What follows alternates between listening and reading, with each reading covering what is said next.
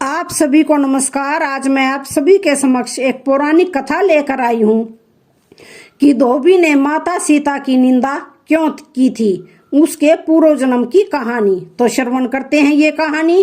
पौराणिक कथाओं के अनुसार रामायण में जब मर्यादा पुरुषोत्तम भगवान श्री राम लंकापति रावण का वध करके लंका पर विजय पाने के बाद वापस अयोध्या नगरी लौट कर आते हैं, तब अयोध्या नगरी लौटने के बाद एक धोबी के द्वारा माता सीता की निंदा की गई है, जिसके कारण माता सीता को अपने स्वामी भगवान श्री राम से अलग होना पड़ा था। लेकिन क्या आप जानते हैं इस धोबी के पूर्व जन्म की कहानी, जो माता सीता से ही जुड़ी हुई है? तो जानते हैं इस कहानी के बारे में।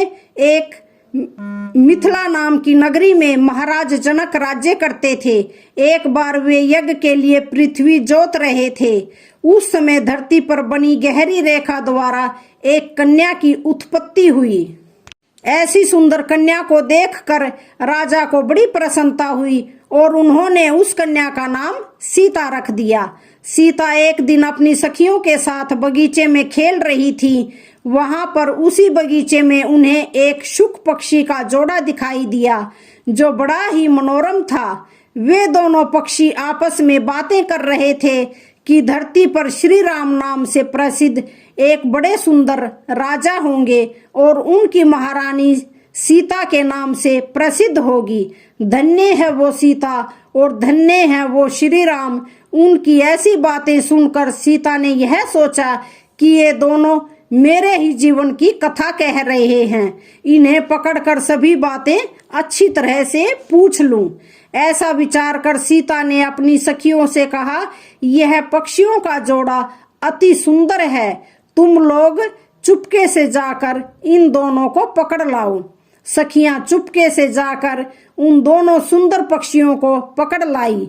सीता ने उन पक्षियों से कहा, तुम दोनों बड़े सुंदर हो, देखो हमसे डरो मत और बताओ तुम कहाँ से आए हो, राम कौन है और सीता कौन है और तुम्हें उनकी जानकारी कैसे हुई, सारी बातों को जल्दी जल्दी से बताओ। सीता के इस प्रकार पूछने पर दोनों पक्षी जब सब बातें बताने लगे, हे देवी, वाल्मीकि नाम से प्रसिद्ध एक बहुत बड़े ऋषि हैं, हम दोनों उन्हीं के आश्रम में रहते हैं। महर्षि वाल्मीकि ने रामायण नाम का एक ग्रंथ बनाया है, जो सदा मन को प्रिय जान पड़ता है। उन्होंने शिष्यों को उस रामायण का अध्ययन भी कराया है। रामायण का कलेवर बहुत बड़ा है, हम लोगों ने उसे पूरा सुना है। राम और जानकी कौन है, इस बात को हम बताते हैं तथा इसकी भी सूचना देते हैं कि जानकी के विषय में क्या क्या बातें होने वाली हैं। तुम ध्यान देकर सुनो। महर्षि श्रृंग के द्वारा कराए हुए पुत्रेष्टि यज्ञ के प्रभाव से भगवान विष्णु राम के रूप में अवतार लेंगे और उनके 3 भाई लक्ष्मण, भरत और शत्रुघ्न प्रकट होंगे। सभी देवी देवता भी उनकी उत्तम कथा का गान करेंगे। श्री राम महर्षि विश्वामित्र के साथ भाई लक्ष्मण सहित हाथ में धनुष लिए मिथिला पधारेंगे। उस समय वहां पर वे भगवान शिव के धनुष को तोड़ेंगे और अत्यंत मनोहर रूप वाली सीता को अपनी पत्नी के रूप में ग्रहण करेंगे। फिर उन्हीं के साथ श्री राम अपने विशाल राज्य का पालन करेंगे। और भी बहुत सी बातें वहां हमें सुनने में आई है।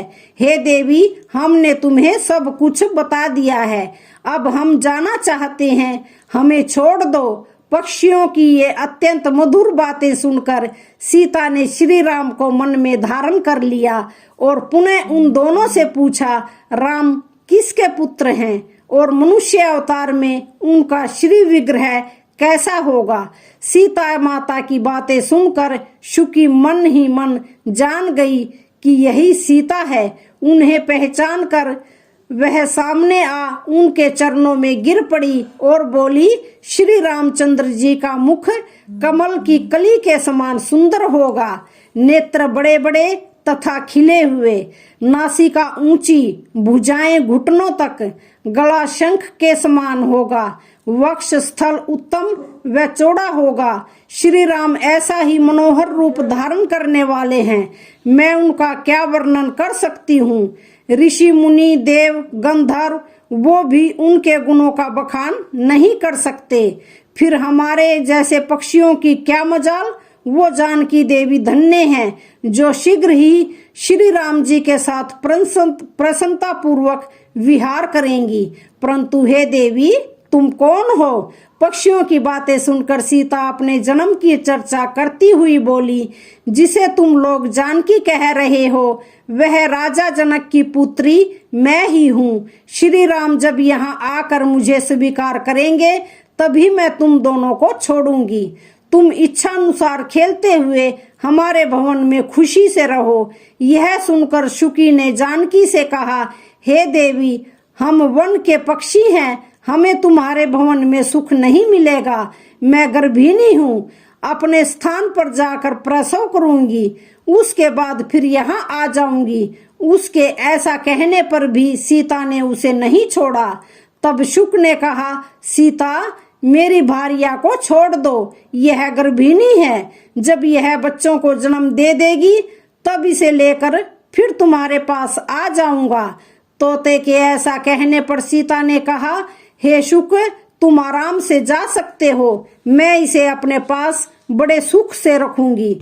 जब सीता ने उस शुकी को छोड़ने से मना कर दिया तब वह शुक अत्यंत दुखी हो गया। शुक ने कहा, महात्मा लोग जो बात कहते हैं वह सत्य ही है, किसी से कुछ न कहे, मौन होकर रहे, नहीं तो उन्मत्त प्राणी अपने वचन रूपी दोष के कारण ही बंधन में पड़ता है। यदि हम इस बगीचे में बैठकर वार्तालाप न करते होते तो हमारे लिए यह बंधन कैसे प्राप्त होता, इसलिए मौन ही रहना चाहिए। इतना कहकर शुक दोबारा बोला, हे देवी, मैं अपनी भार्या के बिना जीवित नहीं रह सकता, इसलिए इसे छोड़ दो। देवी, तुम बहुत अच्छी हो, मेरी प्रार्थना मान लो। इस तरह उसने बहुत समझाया, किंतु सीता ने उसकी पत्नी को नहीं छोड़ा। तब उसकी भार्या ने क्रोध और दुख से व्याकुल होकर जानकी को श्राप दिया, जिस प्रकार तू मुझे इस समय अपने पति से अलग कर रही है, वैसे ही तुझे स्वयं भी गर्भिणी की अवस्था में श्री राम से अलग होना पड़ेगा। ऐसा कहकर पति वियोग के कारण उसके प्राण निकल गए। उसने श्री राम नाम का स्मरण करते हुए प्राण त्याग दिए। इसलिए उसे ले जाने के लिए स्वर्ग से एक सुंदर विमान आया और वह शुकी उस पर बैठकर भगवान के धाम को चली गई। अपनी भार्या की मृत्यु हो जाने पर शुक शोक से आतुर होकर बोला, मैं श्री राम की नगरी अयोध्या में जन्म लूंगा तथा मेरे ही वाक्य से तुम्हें पति के वियोग का भारी दुख उठाना पड़ेगा। यह कहकर वह भी चला गया। क्रोध और सीता जी का अपमान करने के कारण उसका धोबी की योनि में जन्म हुआ। उस धोबी के कहने से ही सीता जी निंदित हुई और उन्हें पति से अलग होना पड़ा।